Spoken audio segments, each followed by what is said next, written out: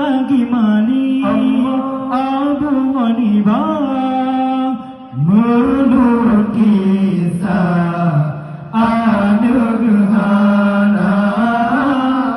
menurut kisah Anugerhana ni ba'si urang tengku mutuang